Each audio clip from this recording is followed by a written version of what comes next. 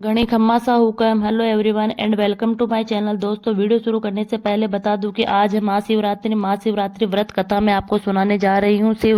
शिव पुराण के अनुसार एक समय में चित्रभानु नामक शिकारी शिकार करने अपने परिवार का पालन पोषण करता था। उस पर साहूकार का कर्जा था।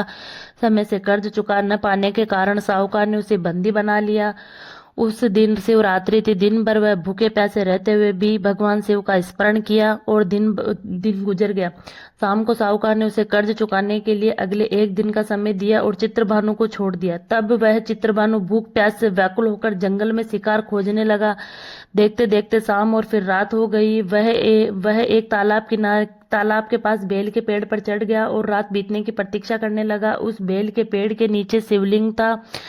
चित्रभानु अनजाने में बेलपत्र तोड़कर नीचे गिरा रहा था जो शिवलिंग पर गिर रहे थे। इस प्रकार संयोगवश वह दिन भर भूखा प्यासा रहा, जिससे उसका व्रत हो गया और शिवलिंग पर बेलपत्र गिरने से उसकी शिव की आराधना भी हो गई। रात बीतने पर एक गर्भिणी हिरणी तालाब के किनारे पानी पीने आई। तब वह धनुष बाण से उसका शिकार करने के लिए तैयार हो गया। उस हिरणी ने चित्रभानु को देख लिया। उसने शिकार से कहा कि वह गर्भवती है, जल्द ही प्रसव करेगी। उसने शिकारी से कहा कि तुम एक साथ दो जीव हत्या करोगे, जो ठीक नहीं है। हिरणी ने शिकार को वचन दिया कि वह बच्चे को जन्म देकर आएगी, तब शिकार कर लेना। इस पर शिकारी ने उसे जाने दिया। इस दौरान प्रत्यंचा चढ़ाने तथा ढीली करते समय कुछ बेलपत्र शिवलिंग पर गिरे। इससे प्रथम पहर की भी पूजा हो गई। कुछ समय बाद एक और हिरणी वहां से जा रही थी। तब शिकारी खुश होकर उसके शिकार के लिए तैयार हो गया। तब वह हिरणी ने उससे निवेदन किया कि हे शिकारी, मैं थोड़ी देर पहले ऋतु से निवृत्त हुई हूँ, कामातुर विहरणी हूँ, अपने प्रिय की खोज में भटक रही हूँ। मैं अपने पति से मिलकर शीघ्र ही तुम्हारे पास आ जाऊंगी। तब शिकारी ने उसे जाने दिया। चित्रभानु शिकार न कर पाने से चिंतित था। रात्रि का आखिरी पहर बीत रहा था। इस बार भी कुछ बेलपत्र टूटकर शिवलिंग पर गिरे, जिससे दूसरे पहर की भी पूजा हो गई। तभी एक दूसरी हिरणी बच्चों के साथ वहां से जा रही थी। तब चित्रभानु ने उसका शिकार करने का निर्णय कर लिया। तब हिरणी ने उससे कहा कि हे शिकारी, मैं इन बच्चों को इनके पिता के हवाले करके लौट आऊंगी। इस समय मुझे मत मारो। इस पर शिकारी ने कहा कि वह मूर्ख नहीं है, इससे पहले अपने दो शिकार छोड़ चुका है। उसका परिवार भूख प्यास से तड़प रहा होगा। तब हिरणी ने कहा, मेरा विश्वास करो, मैं इन्हें इनके पिता के पास छोड़कर तुरंत लौटने की प्रतिज्ञा करती हूँ। ऐसे करते हुए सुबह हो गई। उपवास और रात्रि जागरण भी हो गया।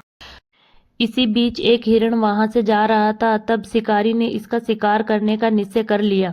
चित्रभानु को प्रत्यंचा चढ़ाए देखकर उस हिरण ने निवेदन किया कि यदि तुमने मेरे से पहले 3 हिरणी और उनके बच्चों का शिकार कर लिया हो तो उसे भी मार दो, ताकि उनके वियोग में दुखी न होना पड़े।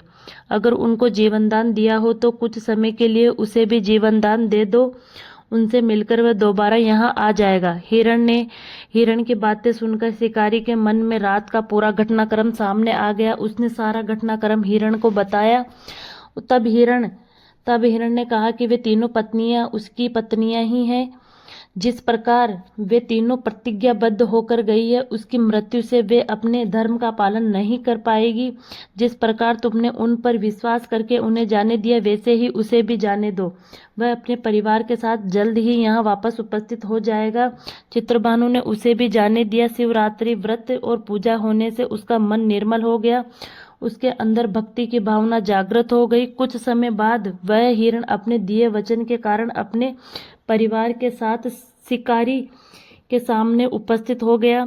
उन जीवों की सत्यता, सात्विकता एवं प्रेम भावना को देखकर चित्रभानु को आत्मगालीन हुई।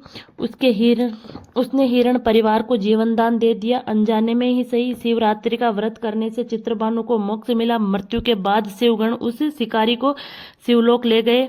बोलो शिव पार्वती महाराज की जय हो।